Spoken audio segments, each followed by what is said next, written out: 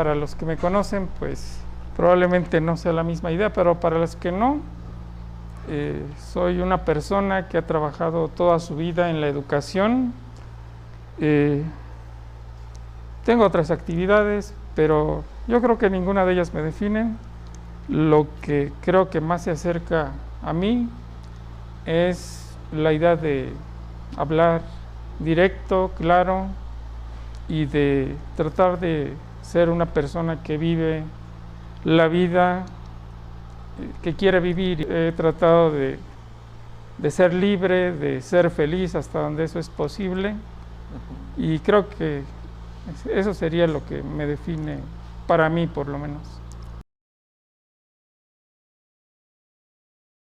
Blade Runner, creo que va mucho con la época actual, con temas como el de la inteligencia artificial, la vigilancia, las cuestiones éticas alrededor de los robots y su interacción con los humanos.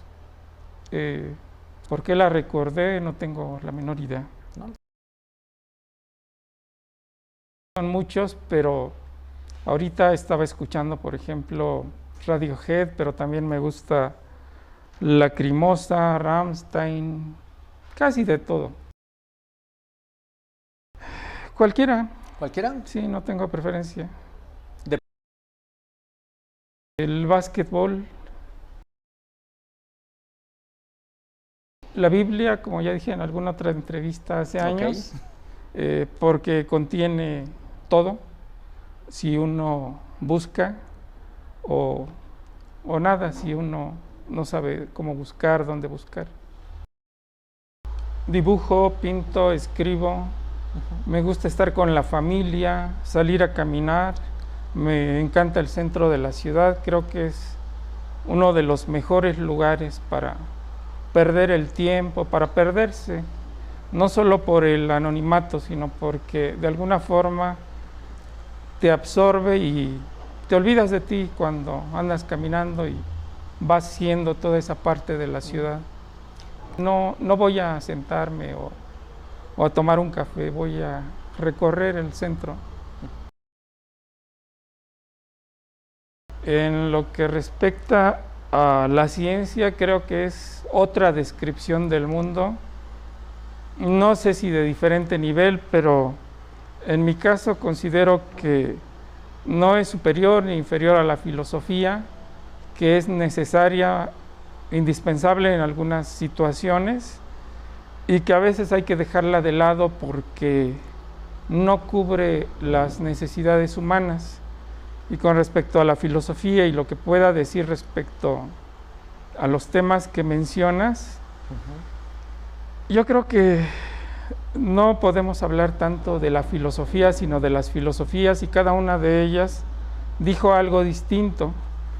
En mi caso, pues me mantengo como José Luis Montenegro, siempre a la expectativa, y no podría afirmar una cosa ni otra, y en ese sentido, ¿qué sea la muerte? ¿Qué sea la vida misma? Se me hace una pregunta muy difícil y que cada quien va contestando conforme va viviendo, conforme va construyendo una historia, un paso por la tierra. No, yo creo que es parte de lo que se nos presenta en el mundo, en el panorama, y el temor es algo que nos impediría disfrutar esto que tenemos ahorita por algo que ni siquiera conocemos. Prefiero más bien vivir lo que hay a preocuparme de lo que viene. Ha tenido diferentes sentidos en diferentes etapas, y yo creo que cada persona tiene una respuesta distinta. En mi caso, el sentido de la vida ahorita es tratar de hacer más llevadera la existencia de la gente que me rodea,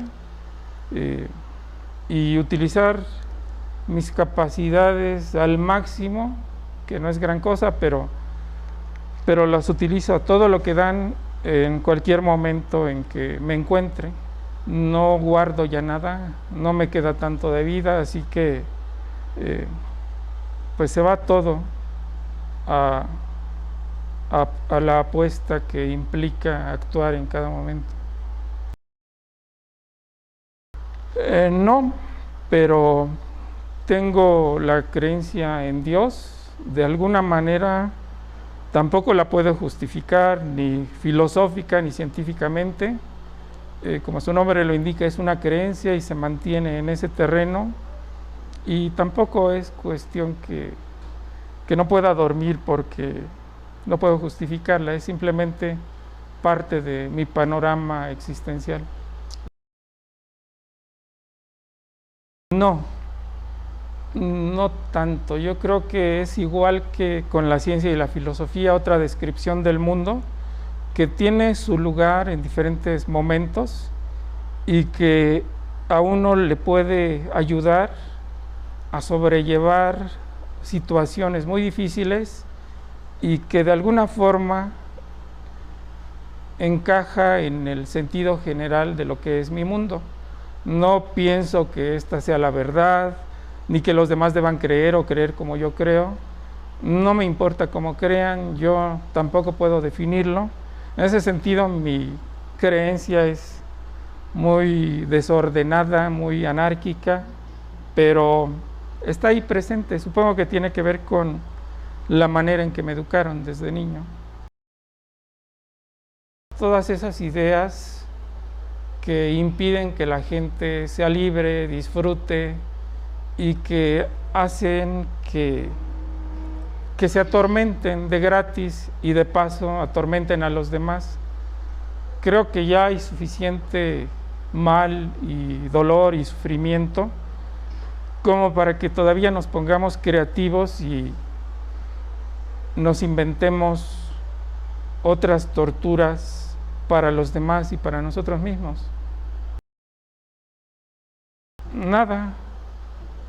Yo creo que cuando uno vive, hace cosas bien, hace cosas mal, pero esa es parte de la condición humana. No podemos ir creyendo que somos perfectos o que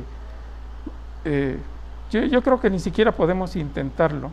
Hacemos lo que nuestra inteligencia nos permite captar, nuestra comodidad, nuestros límites culturales nos dicen, y sí tratamos de ir más allá y de hacer bien las cosas, pero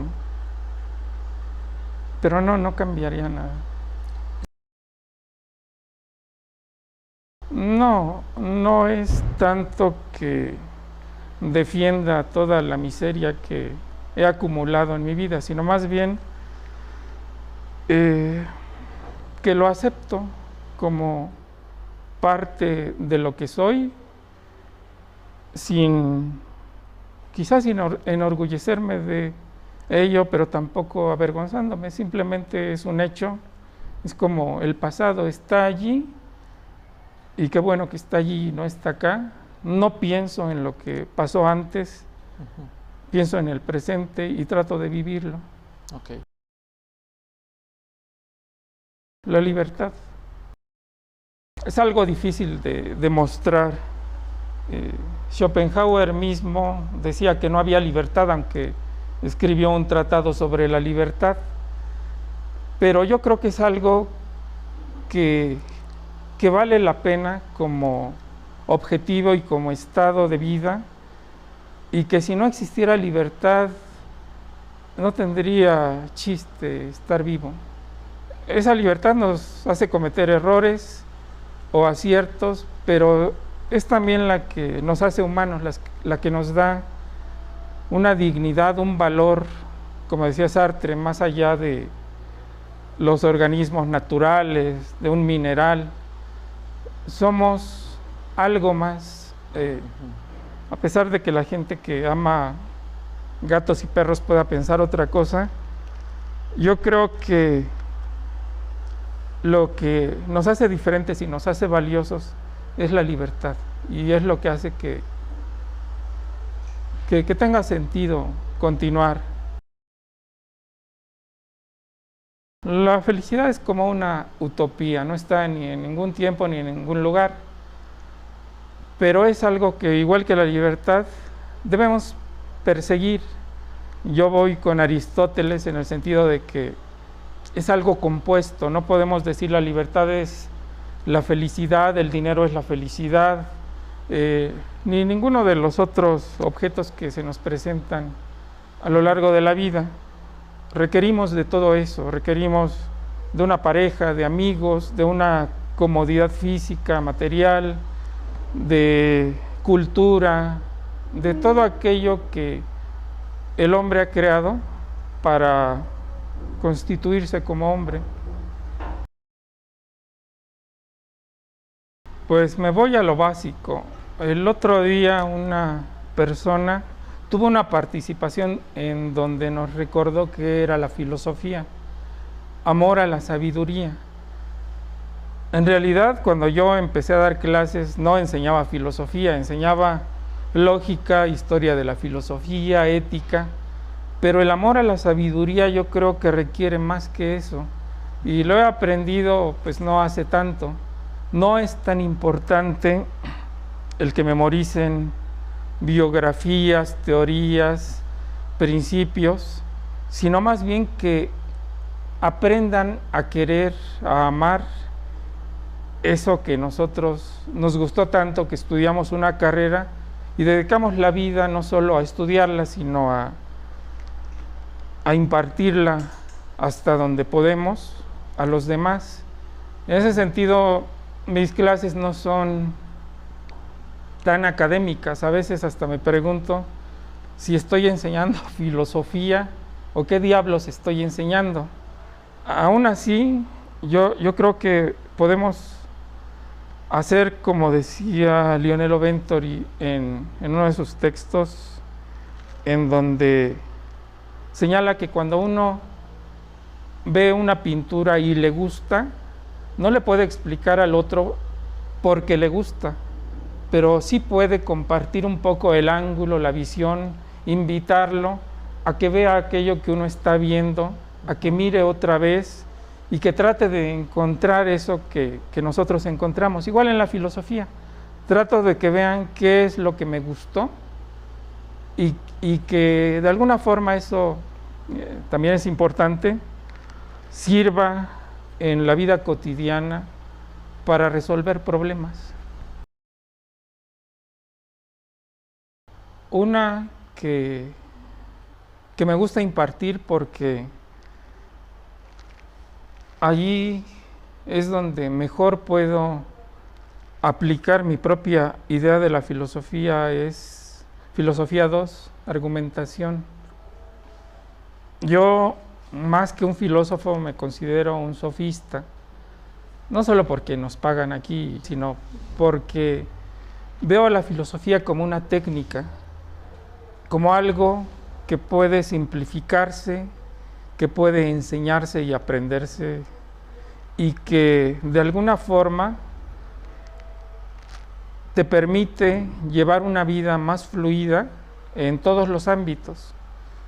Poder dominar el lenguaje en la argumentación es algo que te abre puertas, que te permite explorarte a ti mismo, a los demás, que te permite entender el mundo como un libro en donde lees, en donde discutes con la realidad. Son mis definiciones. Adelante, adelante. Yo siento que la mayor parte de los filósofos se dedican a una especie de culto, de secta, en donde la verdad, la justicia, la tríada platónica o cualquier otro concepto que ellos consideran importante es el centro alrededor del cual gira no solo su manera de pensar el mundo, sino su vida.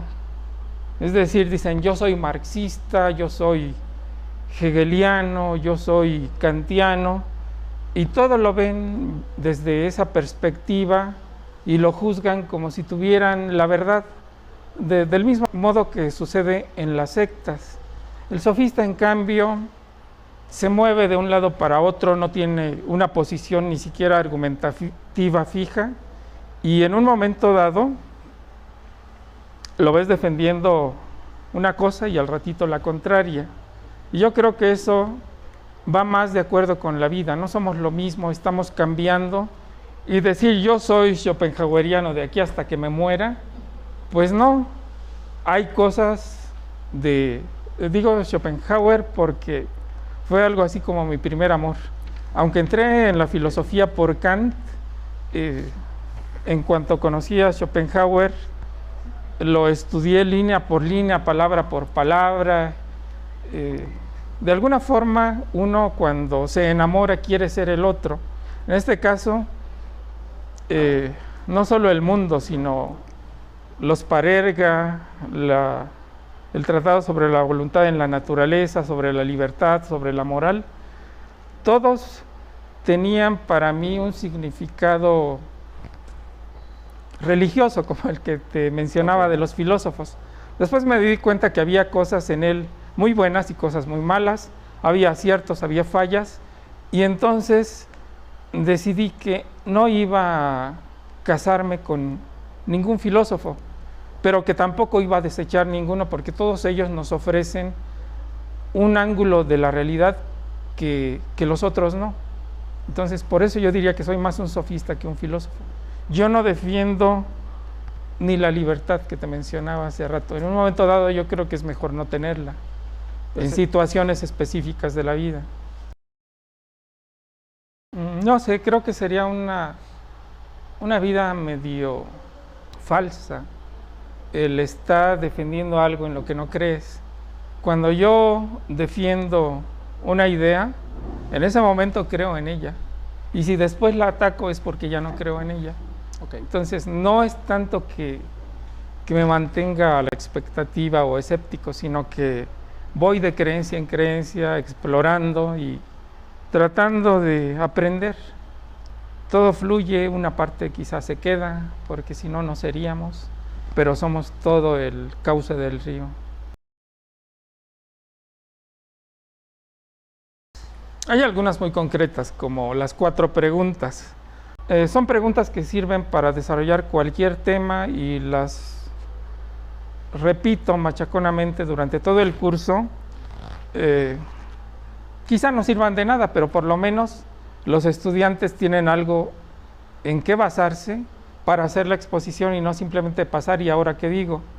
Y yo creo que eso podría ser algo valioso, pero yo creo que lo más valioso es lo que yo aprendo de ellos. Es decir, me han enseñado tanto que todavía no acabo de aprender. Cada generación que llega trae algo nuevo, y si escuchamos y vemos, podemos aprender muchísimo más en todos los sentidos.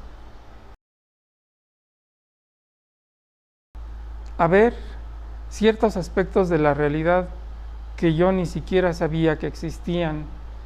Por ejemplo, que hay diferentes maneras de interpretar a un filósofo y que no siempre son las académicas las mejores. Ellos lo interpretan llevándolo a su realidad, y eso pues no solo es sorprendente, sino que a mí me obliga a buscar otras alternativas de interpretación y a no quedarme nada más con mis lecturas, con la facultad o con las charlas entre filósofos que pues ya las conocemos, ¿no? Todo. No considero que sea un buen maestro. Soy menos malo que cuando empecé. En aquella época pues era cuadradísimo,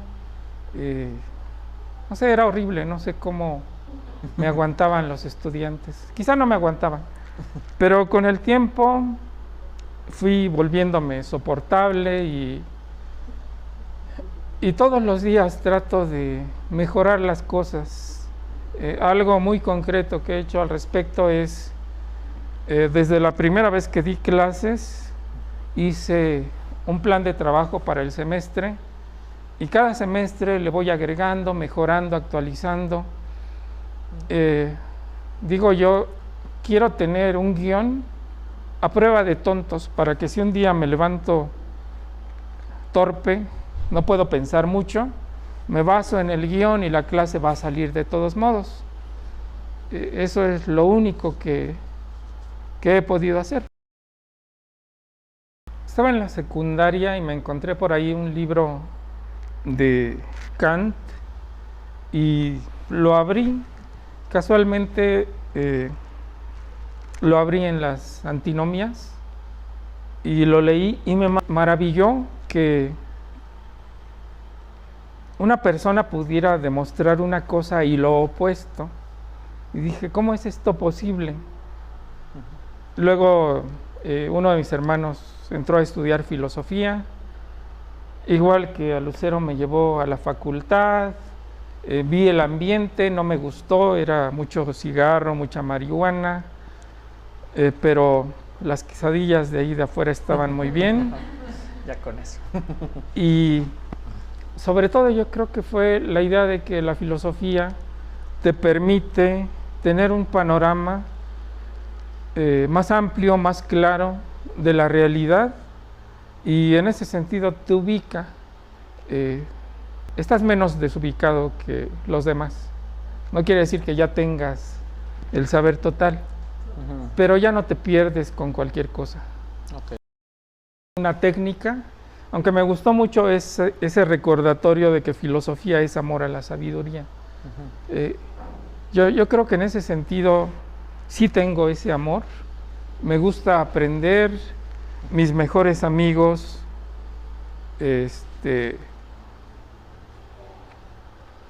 son ellas. Muy bien. Pero en los libros he encontrado compañía, charla, no soy muy sociable y en ese sentido la filosofía me ha permitido conocer montones de perspectivas. Yo creo que serían esas dos cosas, una técnica y un amor por la sabiduría. Naturalmente hacemos preguntas y eso ya es filosofía. Con la educación, con la escuela, se nos va quitando y por eso en preparatoria se rescata esa vocación filosófica. Los que no llevan filosofía yo creo que se pierden la mitad de los significados del mundo y hay que reaprenderla, perderle el miedo a las preguntas, a las respuestas y yo creo que sí, la traemos natural, pero luego hay que reaprenderla porque la educación nos deforma. Incluso si no sabemos, siempre estamos haciendo filosofía, no importa el momento ni la situación, desde que estamos pensando y esos pensamientos siempre nos llevan más allá, estamos filosofando. En algún momento la ciencia, la religión y la filosofía estuvieron unidas y estuvieron unidas porque esa separación, esa compartimentalización es un artificio que quizá sirve para dividir el saber, para manejarlo mejor, pero la vocación filosófica yo creo que tiene la ventaja de que abarca todas las demás. El filósofo habla de lo que sea y no quiere decir que tenga razón, pero no se detiene ante esos límites. La carrera, el área, la vocación nos permiten meternos en cualquier tema, hasta de lo que no sabemos. Podemos reflexionar, hablar, escribir. Para no conformarnos con los productos de nuestro quehacer cotidiano, para preguntarnos, ¿esto se puede hacer todavía mejor? Para imaginar respuestas distintas a las que nos han enseñado, para molestar a los demás, esos que están muy cómodos diciendo yo ya construí una vida, tengo una reputación, una historia, llega el filósofo y te tira a tu castillo y es molesto, pero yo creo que es mucho más valioso que decirle a la gente lo que quiere oír, nada más para evitarse problemas. Lo que decía de la imaginación te permite operar en un mundo en el cual los límites ya no son tan claros como te los enseñan en ciencia, por ejemplo, o en religión, en donde te dicen la verdad es esta y te vas por allí. No, en filosofía sabes que no hay una verdad, hay muchas, y si logras descubrir algunas a lo largo de la vida, pues puedes sentirte agradecido con la suerte. Nietzsche no me gusta. ¿No? No. ¿Qué piensas de la frase, digamos? Yo creo que es una frase como tantas otras, él tiene su interpretación. Yo creo que pensar que nuestra creencia afecta de manera negativa o positiva a Dios es además de arrogante, limitado, en el sentido de que no puedes ver más allá de tu propia creencia. Y el propio Nietzsche es muy autocrítico en ese sentido. En el Zaratustra me parece que habla de que construimos nuestros peleles, nuestros muñecos y los elevamos a las alturas y decimos el superhombre o Dios o alguna otra cosa. Y en ese sentido la frase, pues para él está bien, a mí no se me hace la gran cosa. ¿No? Totalmente de acuerdo. Sí, la música llena todos esos huecos que ni el conocimiento, ni las palabras, ni la religión, ni la ciencia puede llenar. Es como una especie de líquido o de gas que ocupa todos esos espacios vacíos. Y si no, tendríamos un montón de fragmentos medio acomodados, pero sin ese cemento que une todo lo demás. Por lo menos en mi vida. No sé en la de los otros, pero sí es totalmente cierto. Un filósofo que no es un filósofo es Sun Tzu. Él escribió El arte de la guerra. Es un libro de filosofía que no es de filosofía, pero que te puede servir para la vida y para la vida cotidiana, no para la vida en general. No te va a decir cuál es el sentido. Él dice, igual que Séneca, la vida es guerra, y te da un catálogo de estrategias que son maravillosas. Cuando las aplicas te das cuenta de que te permite ir con más soltura, con más gallardía por la vida, que hace que no te quedes en las nimiedades, en las tonterías, que también tienen su lugar, ¿no? Pero a veces es más importante obtener resultados. Y creo que ese libro, aunque no es de filosofía, y aunque Sun Tzu no era un filósofo, es uno de los que más me han hecho filosofar, vivir y aplicarlo en la cotidianidad. ¿Qué piensan los filósofos sobre el feminismo y su idea ética? Solo Dios sabe. Cada filósofo es un mundo y piensa, tiene ideas diferentes acerca del feminismo y de su ética. Yo creo que es lo maravilloso de la filosofía, lo bueno, que haya muchas perspectivas. Algunas pueden no gustar, pero todas son igual de válidas, y yo creo que es respetable cualquier opinión, aunque supongo que esto a la gente sectaria le caería muy mal. No es válida cualquiera, y en ese sentido yo diría que también soy un sofista. Mientras algo se pueda argumentar, es válido, y más válido si en un debate eso se justifica lo suficiente como para que la otra postura no pueda rebatirlo. Y digamos, para hacerlo un poco más personal, ¿y qué piensas tú del feminismo y su idea ética, ¿no? Digamos, para que no sea como perspectivas, etcétera. En particular, tú, ¿qué piensas, no? No conozco mucho del tema. Okay. Sería muy aventurado dar una opinión, pero creo que el feminismo y sus reivindicaciones han sido importantes en la humanización de Occidente y de todo el planeta, porque mantener a la mitad de los seres humanos en un rango de segundo orden, pues es una barbaridad. Y el feminismo, al reivindicarlo, yo creo que era un planteamiento indispensable, y en ese sentido está bien. Quizá, como dicen, el diablo está en los detalles, habría que ver qué cosas sí, qué cosas no, pero no me he metido mucho al tema. ¿Qué filósofo te ha sacado de tus casillas? ¿Por no entenderlo o estar en desacuerdo o porque no te dicen nada? Hay un montón que no me dicen nada. Y más, no siendo filósofo. Empezaría por Sócrates, Platón, que se me hacen aburridísimos. El Sócrates de Platón, por lo menos. Supongo que el de carne y hueso era muy interesante y simpático. En general los medievales, Nietzsche. Yo creo que es un plagio muy bien desarrollado de la filosofía de Schopenhauer. Sí. Incluso doctrinas que parecen muy novedosas. La afirmación de la vida, que parece la negación de lo que proponía Schopenhauer, está ya en Schopenhauer. Dice en alguna línea del mundo como voluntad y representación, y además de esto que dije, está el otro camino, la otra posibilidad, pero nunca la desarrolla.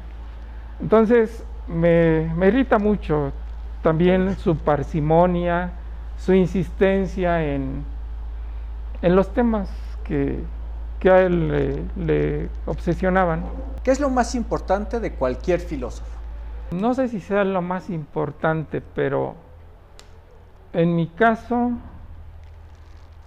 que esté abierto siempre a nuevos planteamientos, que no diga esta es la verdad. Y de los grandes creo que la mayor parte no pudieron evitar la tentación de decir que habían llegado ya a la verdad última. Muy bien. ¿Cómo puedes compaginar la psicología con la filosofía? ¿Qué puedes criticarle al existencialismo? Sí, tendría que escribir 2 libros. Es difícil. En las clases alguna vez hablamos, por ejemplo, de las filosofías helenísticas y cómo esta se relaciona, por ejemplo, con algunos tipos de psicoterapia, la teoría cognitivo-conductual y el estoicismo es un ejemplo de esto. ¿Qué puedes criticarle al existencialismo?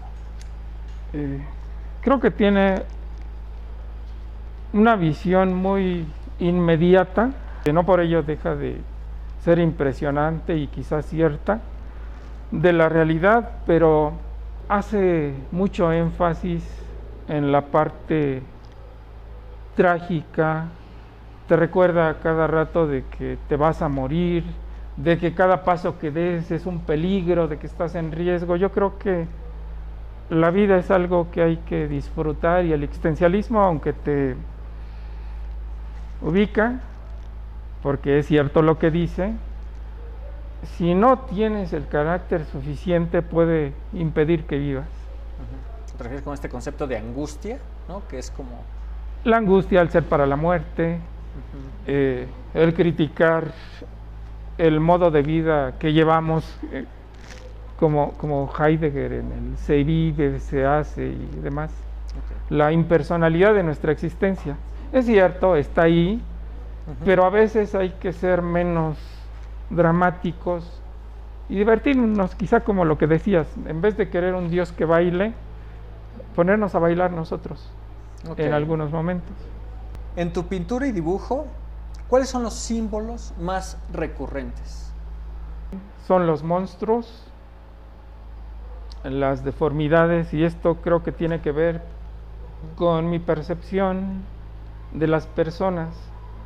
Todos tenemos alguna falta, alguna deficiencia claro que vamos al trabajo o a la escuela y nos arreglamos y nos vestimos, pero seguimos siendo esa cosa horrenda que solo cada quien sabe qué es. La pregunta es, maestro Juan José, ¿cuál es la corriente teórica de la educación más cercana a tu corazón? No sé si tenga corazón, pero lo que se aproxima más es el constructivismo, con las adaptaciones que cada situación exige, cada estudiante plantea. Creo que es lo que más se adapta a mi manera de ser. ¿Cuál ha sido la crítica más dura y el halago más importante que has recibido como profesor? La crítica más dura, y todavía me la hacen a cada rato, Ajá. son los bostezos. Cuando veo que un alumno se pone a bostezar y se estira, digo que creo que debí estudiar otra cosa. Y el halago más hermoso que me han dicho es: maestro, solo vine por su clase. ¿Has tenido oportunidad de leer filosofía de India? Y si es así, ¿qué te ha interesado? Conocí la filosofía hindú, sobre todo el budismo, a través de Schopenhauer, claro, pero también Ismael Quiles, creo que es un jesuita argentino, que hace un recorrido muy completo y que me dio un panorama de la filosofía budista, y que me permitió darme cuenta de lo difícil, de lo entera que es la cosmovisión, o esa cosmovisión oriental. Me impresionó, en algún momento incluso pensé que por ahí iba el sentido de la vida, pero después recapacité y vi que había cosas hermosas, que no todo era ir evitando aumentar el karma, el daño, que a veces es necesario hacer daño a los demás y aguantarse si existe la reencarnación y el karma y demás. Y está bien, el ser humano puede vivir con eso. Quién sabe en qué reencarnemos, pero yo creo que es impresionante, y en Occidente no se conoce.